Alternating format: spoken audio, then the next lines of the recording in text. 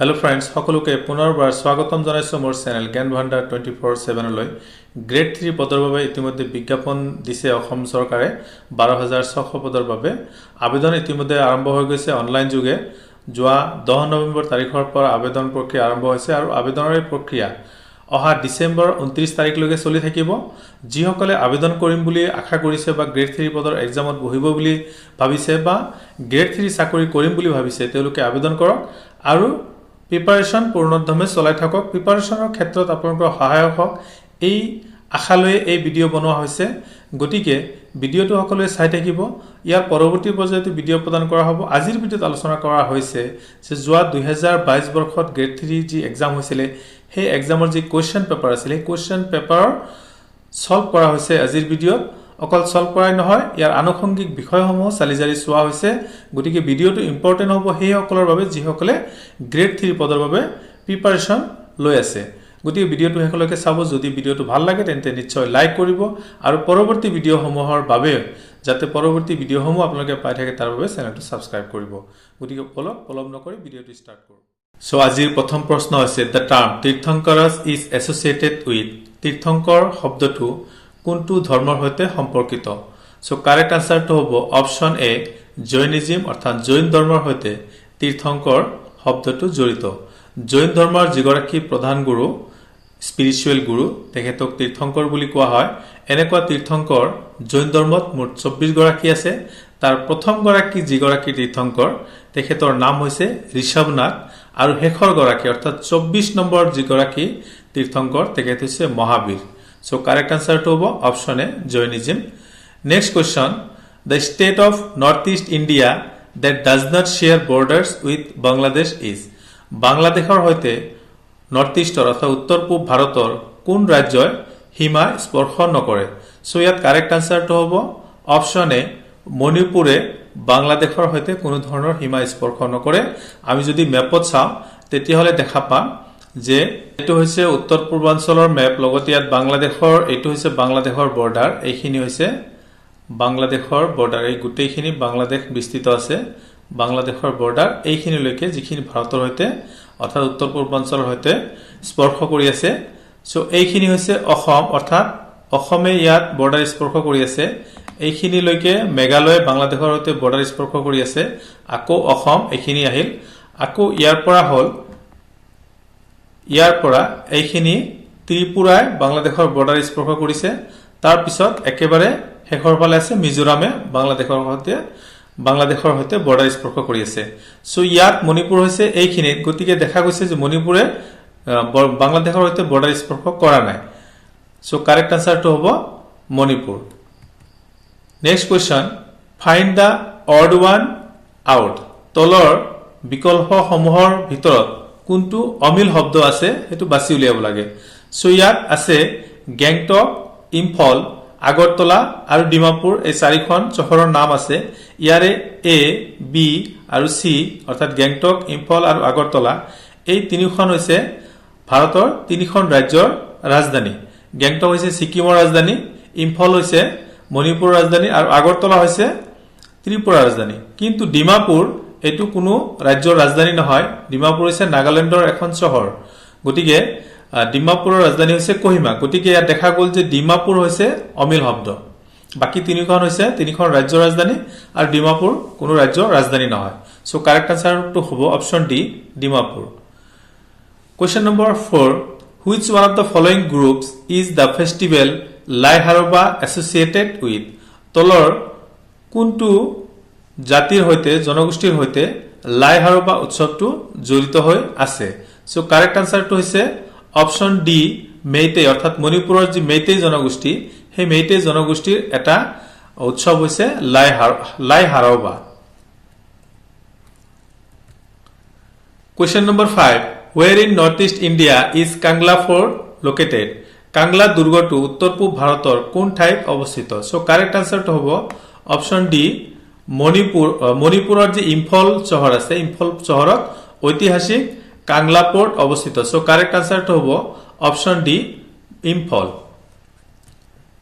Question number 6 which of the following is not a correct statement so তলৰ statement সমূহৰ ভিতৰত কোনটো শুদ্ধ নহয় অপশন এত আছে Sundarbans delta is home to the largest mangrove forest in the world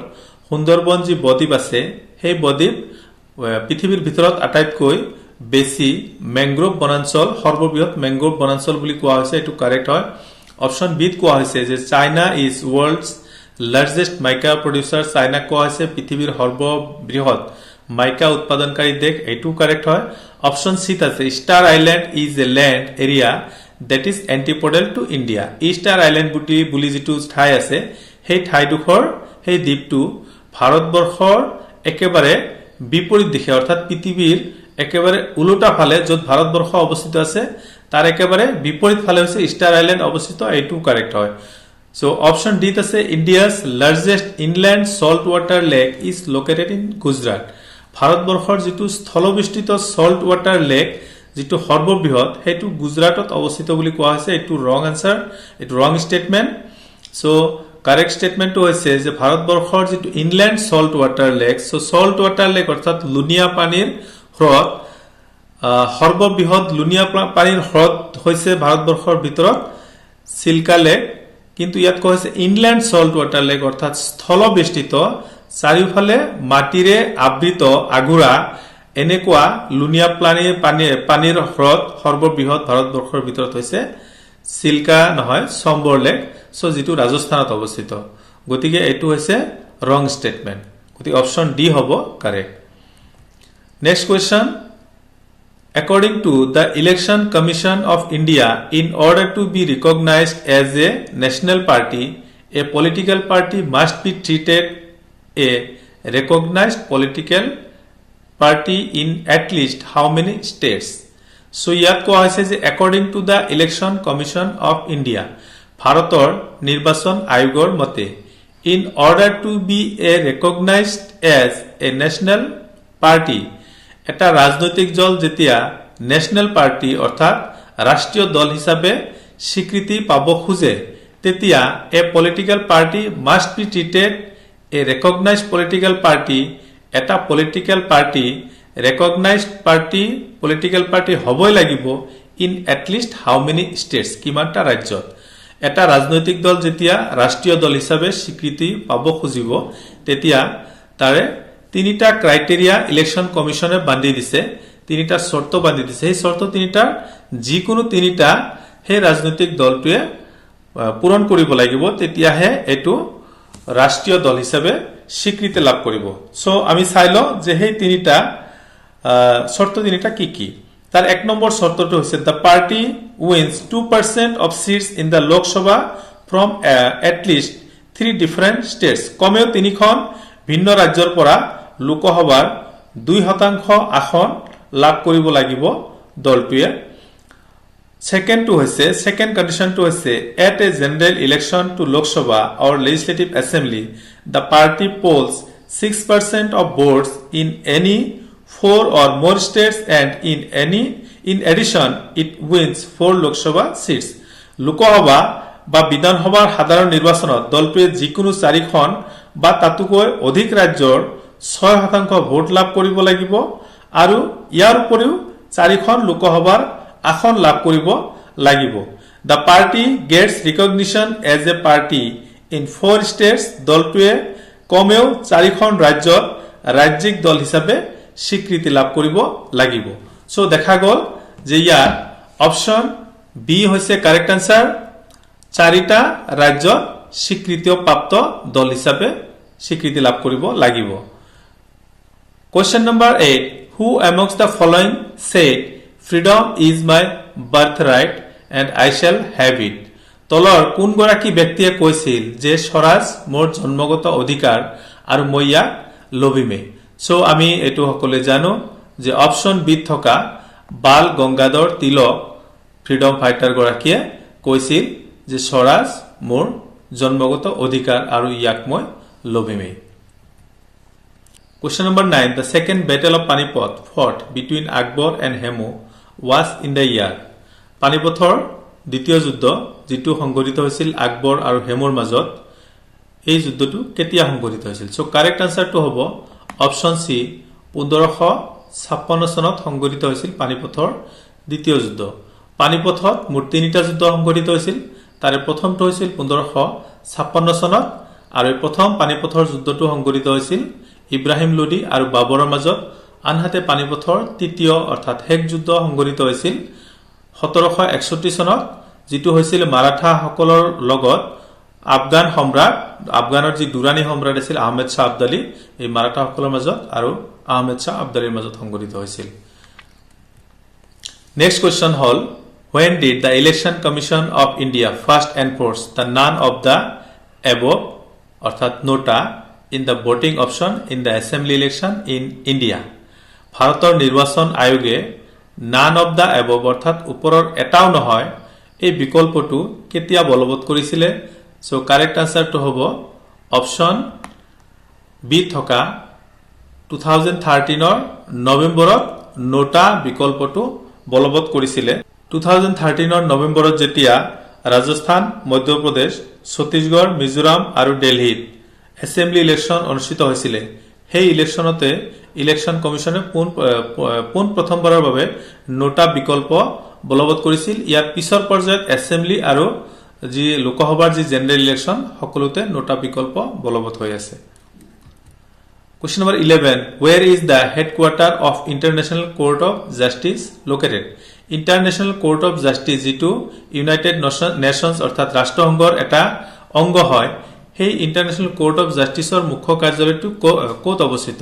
so correct আনসাৰটো হ'ব অপশ্যন বি, দ্য হেগ চহৰত অনুষ্ঠিত। এই দ্য হেগ চহৰ হৈছে নেদাৰলেণ্ডত অৱস্থিত।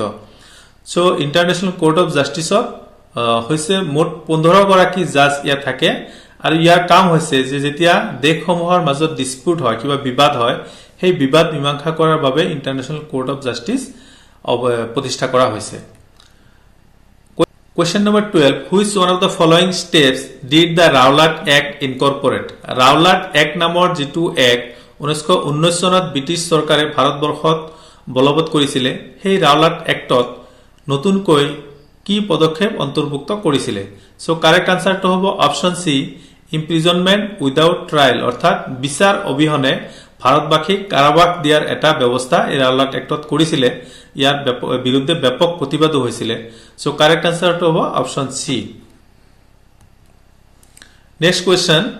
in which year did the Supreme Court of India appoint its first woman judge and whom did it appoint? ভাৰতৰ উচ্চতম ন্যায়ালয়ে পোন প্ৰথমবাৰৰ বাবে কোনগৰাকী মহিলা ন্যায়াধীশক আৰু কেতিয়া নিযুক্তি দিছিলে? সো কাৰেক্ট আনসাৰটো হ'ব অপশ্যন সি, 1989ত ফাতেমা বিবিক পোন প্ৰথমবাৰৰ বাবে উচ্চতম ন্যায়ালয়ে জাজ হিচাপে মহিলা জাজ হিচাপে নিযুক্তি দিছিল। Question number 14. The minimum age for acquiring voting right in India was reduced from 21 years to 18 years in the year. যে ভাৰতবৰ্ষৰ নাগৰিকসকলৰ যি ভোটদানৰ অধিকাৰ, সেই ভোটদানৰ অধিকাৰৰ ন্যূনতম বয়স আছিল 21 বছৰ। ইয়াক 18 বছৰলৈকে হ্ৰাস কৰা হৈছিল পিছৰ পৰ্যায়ত। এতিয়া প্ৰশ্নটো হৈছে যে কোন চনত এই 21 বছৰৰ পৰা 18 বছৰলৈকে হ্ৰাস কৰা হৈছিলে? সো কাৰেক্ট আনসাৰটো হ'ব অপশ্যন বি, 1988ত ভাৰত চৰকাৰে 61st মানে আমাৰ ভাৰতবৰ্ষৰ যি সংবিধান আছে, সংবিধানৰ 61তম অৰ্থাৎ 61st এমেণ্ডমেণ্ট এক্টৰ জৰিয়তে ভোটদানৰ অধিকাৰ যি ন্যূনতম বয়স তাক 21ৰ পৰা 18 বছৰলৈকে হ্ৰাস কৰিছিলে। Question number 15. In which year did the British transfer the capital of India from Calcutta to Delhi? কোন বছৰত ব্ৰিটিছ চৰকাৰে ভাৰতৰ ৰাজধানী কলিকতাৰ পৰা দিল্লীলৈ স্থানান্তৰ কৰিছিলে? সো কাৰেক্ট আনসাৰটো হ'ব অপশ্যন এ, 1911 অৰ্থাৎ 1911 চনত কৰিছিলে কলিকতাৰ পৰা দিল্লীলৈ ভাৰতৰ ৰাজধানী স্থানান্তৰ। তেতিয়া ব্ৰিটিছ চৰকাৰে কৈছিলে, তেতিয়া আমাৰ ভাৰতবৰ্ষৰ ভাইচৰয় আছিলে লৰ্ড হাৰ্ডিঞ্জ। সো লৰ্ড হাৰ্ডিঞ্জে কৈছিলে যে কলিকতা হৈছে ভাৰতবৰ্ষৰ এটা প্ৰান্তীয় চহৰ, গতিকে কলিকতাৰ পৰা ভাৰতবৰ্ষ শাসন কৰাটো কোনোপধ্যে সম্ভৱ নহয়, গতিকে দিল্লীলৈ স্থানান্তৰ কৰিছে। কিন্তু ইয়াৰ অন্তৰালৰ যি ৰহস্য সেয়া বেলেগ। অন্তৰালৰ ৰহস্যটো হৈছে 1905 চনত আমি জানো যে বংগ ভংগ কৰিছিলে, বংগদেশক দুভাগত বিভক্ত কৰিছিল। তাৰ বিৰুদ্ধে বংগদেশত ব্যাপক আন্দোলন হৈছিলে, যিটোক বংগ বিভাজন বুলি কোৱা হয়, স্বদেশী আন্দোলন বুলি কোৱা হয়। এই স্বদেশী আন্দোলন মানে ব্ৰিটিছ চৰকাৰে কঠোৰ হাতেৰে দমন কৰিছিল, যদিও তেওঁলোকৰ বিশ্বাস হৈছিল যে কলিকতাত থাকি অৰ্থাৎ বংগদেশত ৰাজধানী পাতি থাকি ভাৰতবৰ্ষ শাসন কৰা সম্ভৱ নহয়। Next question, The chief of the Ahom military during the reign of Suhungmung and the husband of Mulagabur was. যেতিয়া আহোম স্বৰ্গদেউ আছিল চুহুংমুং তেতিয়া তেওঁৰ সেনাপতি কোন আছিল যিগৰাকী ব্যক্তি মুলাগাবুৰ বিখ্যাত মুলাগাবুৰৰ হাজবেণ্ড আছিলে সো কাৰেক্ট আনসাৰটো হৈছে অপচন বি ফ্ৰাসেংমুং বৰগোহাই তেওঁ সেনাপতি আছিল লগতে তেওঁ মুলাগাবুৰৰ গিৰিয়েক আছিল Question number 17 In which year the title Viceroy was given to Governor General of India কোন চনত ভাৰতৰ গভৰ্ণৰ জেনেৰেলক ভাইসৰয় বুলি কোৱা হৈছিল সো কাৰেক্ট আনসাৰটো হ'ব অপচন বি 1858 1857 ত সিপাহী বিদ্ৰোহ হৈছিল আৰু সিপাহী বিদ্ৰোহ যেতিয়া দমন কৰা হৈছিল ঠিক তাৰ পিছতে ভাৰতৰ শাসন ব্যৱস্থাত ব্যাপক পৰিৱৰ্তন অনা হৈছিল সো ব্ৰিটিছ চৰকাৰে কি কৰিছিল তেতিয়া ইষ্ট ইণ্ডিয়া কোম্পানীয়ে ভাৰতবৰ্ষ শাসন কৰিছিল 1858 চনত ভাৰত চৰকাৰ আইন প্ৰণয়নৰ জৰিয়তে ব্ৰিটিছ চৰকাৰৰ মানে ইষ্ট ইণ্ডিয়া কোম্পানীক শাসন ব্যৱস্থাৰ পৰা আতৰাই ব্ৰিটিছ চৰকাৰে পুনে পুনে ভাৰত শাসনৰ ব্যৱস্থা কৰিছিল আৰু যি গভৰ্ণৰ জেনেৰেল অফ ইণ্ডিয়া বুলি কোৱা হৈছিল পূৰ্বতে এই গভৰ্ণৰ জেনেৰেল অফ ইণ্ডিয়া উপাধি আতৰাই ভাৰতৰ যি মুখ্য শাসক গৰাকীক ভাইসৰয় উপাধি প্ৰদান কৰা হৈছিল Question number 18 Bodoland Territorial Council is a result of which of the following constitutional provisions so Bodoland Territorial Council অৰ্থাৎ যেটো আমি BTC বুলি জানো সেই BTC যেতিয়া সৃষ্টি কৰা হৈছিল তেতিয়া আমাৰ সংবিধানৰ কোনটো ব্যৱস্থাৰ আধাৰত BTC গঠন কৰা হৈছিল সো কাৰেক্ট আনসাৰটো হ'ব অপচন সি 6 শিডিউল সংবিধানৰ যি ষষ্ঠ অনুসূচী এই ষষ্ঠ অনুসূচীটোৱে কয় যে অসম মেঘালয় মিজোৰাম আৰু ত্ৰিপুৰাৰ যিসমূহ ডিস্ট্ৰিক্ট আছে জিলা আছে জিলাসমূহক অটোনমাস ডিস্ট্ৰিক্ট হিচাপে ঘোষণা কৰাৰ প্ৰভিজন 6 শিডিউলত আছে আৰু সেই প্ৰভিজনৰ আধাৰতে আমাৰ অসমৰ চাৰিটা ৰাজ্য চাৰিটা জিলা যেনেকুৱা কোকৰাঝাৰ উদালগুৰি চিৰাং আৰু বাক্সা গঠন কৰা হৈছিল আৰু এই চাৰিটা ৰাজ্য লৈ পেলাই বড়োলেণ্ড টেৰিটৰিয়েল কাউন্সিল গঠন কৰা হৈছিল 2003 চনত Question number 19 Pakyong Airport is located in Pakyong বিমানবন্দৰটো ক'ত অৱস্থিত সো কাৰেক্ট আনসাৰটো হ'ব অপচন বি সিকিমত অৱস্থিত Pakyong এয়াৰপৰ্টটো হৈছে ভাৰতবৰ্ষৰ 100 সংখ্যক অৰ্থাৎ 100th airport Question number 20 The most common animal figure found at all the Harappan sites is the আমাৰ ভাৰতবৰ্ষৰ যি ঐতিহ্য হিন্দু সভ্যতা এই হিন্দু সভ্যতা যেতিয়া উদ্ঘাটন কৰা হৈছিল খনন কৰি পেলাই সো তাতে যিমান স্থানত খনন কাৰ্য কৰা হৈছিল তাৰে প্ৰতিটো স্থানতে এটা প্ৰাণী পোৱা গৈছিল এটা প্ৰাণীৰ চিত্ৰ পোৱা গৈছিল সেই প্ৰাণীবিধৰ নাম কি সো কাৰেক্ট আনসাৰটো অপচন এ ইউনিহৰ্ন বুল অৰ্থাৎ এখিঙীয়া হাড় সকলো স্থানতে এই এখিঙীয়া হাড়ৰ চিত্ৰ পোৱা গৈছিল Question number 21 How many rings are there on the Olympics flag Olympic-ৰ যি পতাকা আছে হে পতাকা কোনটো কেইটা আঙুঠি অৰ্থাৎ ৰিঙৰ চিত্ৰ আছে সো কাৰেক্ট আনসাৰটো হ'ব অপচন বি অলিম্পিকৰ পতাকাত মোট 5টা ৰিং আছে যি 5টা ৰিঙে 5টা মহাদেশক প্ৰতিনিধিত্ব কৰে হে মহাদেশ কেইটা হৈছে আফ্ৰিকা আমেৰিকা এছিয়া অষ্ট্ৰেলিয়া আৰু ইউৰোপ আৰু এই 5টা ৰিঙৰ 5টা বেলেগ বেলেগ কালাৰ আছে কালাৰ কেইটা হৈছে ব্লু ইয়েলো ব্ল্যাক গ্ৰীন আৰু red Next question the capital city of Argentina is Argentinaৰ ৰাজধানী চহৰ কোনটো সো কাৰেক্ট আনসাৰটো হ'ব অপচন এ বুয়েনস আয়াৰ্স হৈছে আৰ্জেন্টিনাৰ ৰাজধানী আনহাতে ইয়াত থকা সেন্টিয়াগো হৈছে চিলিৰ ৰাজধানী অপচন সি ত আছে বগোটা হৈছে কলম্বিয়াৰ ৰাজধানী আৰু অপচন ডি থকা লিমা হৈছে পেৰুৰ ৰাজধানী Question number 23 Air Asia has its headquarters in Air Asiaৰ মুখ্য কাৰ্যালয় ক'ত অৱস্থিত সো Air Asia হৈছে মালয়েছিয়াৰ এটা এয়াৰলাইন্স গতিকে Air Asiaৰ মুখ্য কাৰ্যালয় মালয়েছিয়াৰ কুয়ালালামপুৰত অৱস্থিত কাৰেক্ট আনসাৰটো অপচন বি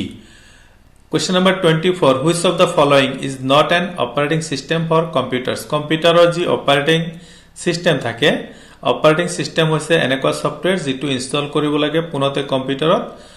অন্য যিসমূহ এপ্লিকেশন সফটওয়্যাৰ আছে সেই এপ্লিকেশন সফটওয়্যাৰসমূহ ৰান কৰাৰ বাবে সো ইয়াত কোৱেশ্চনটো হৈছে তলৰ কোনটো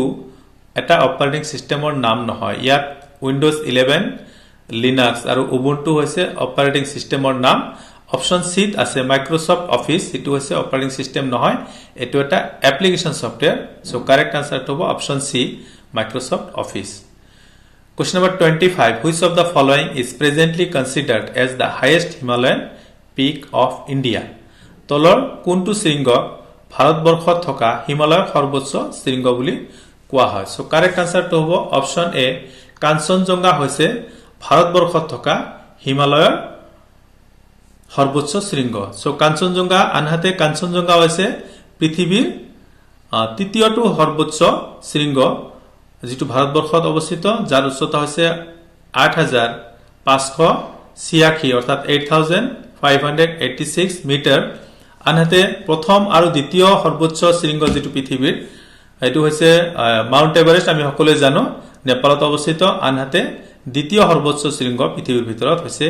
কাৰাকোৰাম, যেটো K2 বুলি কোৱা হয়, হেতু পাকিস্তান আৰু চাইনাত অৱস্থিত।